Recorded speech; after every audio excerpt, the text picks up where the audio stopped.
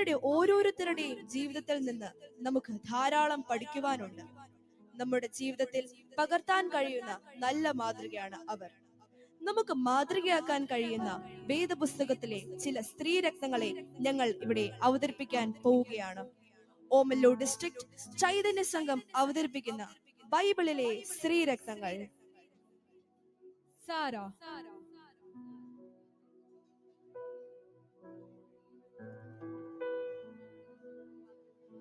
വിശ്വാസികളുടെ പിതാവായ അബ്രഹാമിന്റെ ഭാര്യയായ സാറ പ്രായം കഴിഞ്ഞിട്ടും ഒരു പുത്രന് ജന്മം കൊടുക്കുവാൻ ഭാഗ്യം ലഭിച്ച ജാതികളുടെ മാതാവ് എന്ന പേരിൽ അറിയപ്പെട്ട സ്ത്രീ രത്നം മിരിയാം.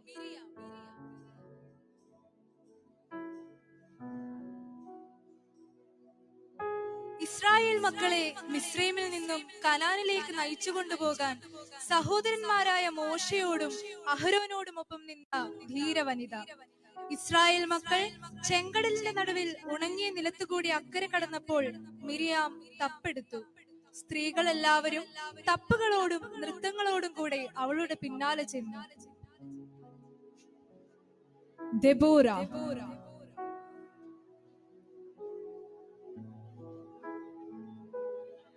ഇസ്രായേലിനെ ന്യായപാലനം ചെയ്ത ബൈബിളിലെ പ്രവാചകയായ ഏക ന്യായാധിപ ദെബോറ ആത്മത്യാഗത്തിന്റെയും ധൈര്യത്തിന്റെയും നല്ല മാതൃക. കനാന്യർക്കെതിരെയുള്ള യുദ്ധത്തിൽ തന്റെ കൂടെ വരണം എന്ന് ബാറാക്ക് അഭ്യർത്ഥിച്ചപ്പോൾ പിന്മാറാതെ ഇസ്രായേലിന്റെ രക്ഷയ്ക്കായി ധൈര്യപൂർവം ബാറാക്കിനോടും സൈന്യത്തോടുമൊപ്പം അവൾ പുറപ്പെട്ടു. അവർ നേടിയ ഉജ്ജ്വല വിജയത്തെ തുടർന്ന് ദെബോറ പാടിയ സ്തോത്രഗീതം ബൈബിളിലെ ഏറ്റവും പുരാതനമായ കവിതകളിൽ ഒന്നായി കരുതപ്പെടുന്നു. രൂത്തും നവോമിയും.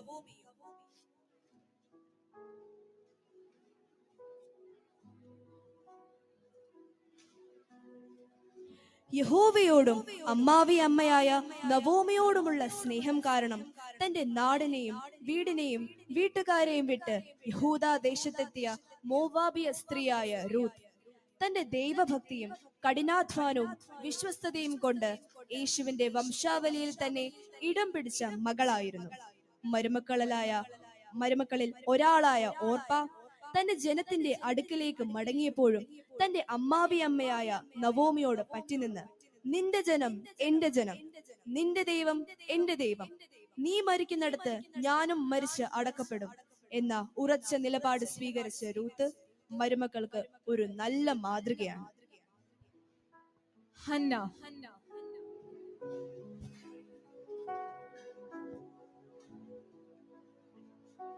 ഇസ്രായേൽ ജനത്തിന്റെ ന്യായാധിപന്മാരിൽ ഏറ്റവും ഒടുവിലത്തെ ന്യായാധിപനായിരുന്ന ശമൂവേൽ പ്രവാചകന്റെ അമ്മയായ ഹന്ന.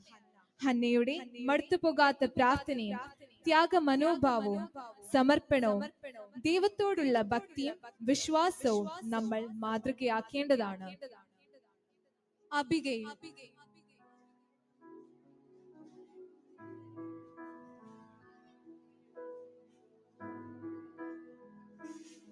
കർമ്മേലിലെ മഹാധനികനായ നാബാലിന്റെ ഭാര്യ. ദുഷ്ടനും അവിവേകിയുമായ തന്റെ ഭർത്താവിന്റെ പ്രവൃത്തിയാൽ വന്നു ഭവിക്കാമായിരുന്ന വലിയ ദുരന്തത്തെ സ്വന്തം വിവേകം കൊണ്ടും സന്ദർഭോചിതമായ പ്രവൃത്തി കൊണ്ടും അനുഗ്രഹമാക്കി മാറ്റിയ ധീരവനിത. എസ്തർ.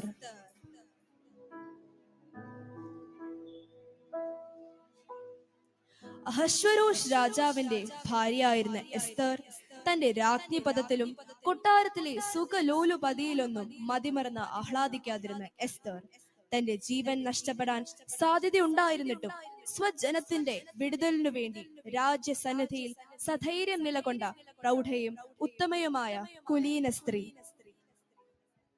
മരിയയും എലിശബത്തും.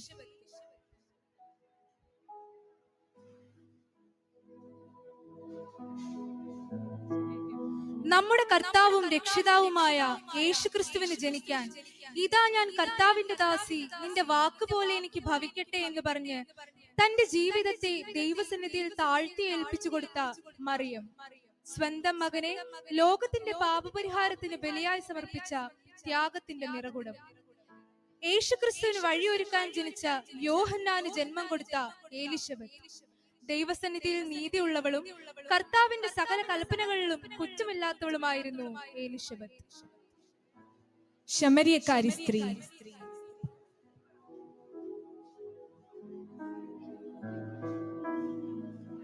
യേശുവിനെ മശിഹ എന്ന് തിരിച്ചറിഞ്ഞ ശമരിയക്കാരി സ്ത്രീ അറിഞ്ഞ സത്യം മറച്ചുവെക്കാതെ വെള്ളം കോരാൻ വന്ന കാര്യം പോലും മറന്ന് കുടം അവിടെ വെച്ചിട്ട് പട്ടണത്തിലേക്ക് ഓടിച്ചെന്ന് ആ സദ്വർത്തമാനം എല്ലാവരെയും അറിയിക്കുന്നു. അവളുടെ വാക്ക് കേട്ട ജനം പട്ടണത്തിൽ നിന്ന് പുറപ്പെട്ട് യേശുവെ കാണാൻ എത്തുന്നു. മഗ്ദലനക്കാരത്തി മറിയം.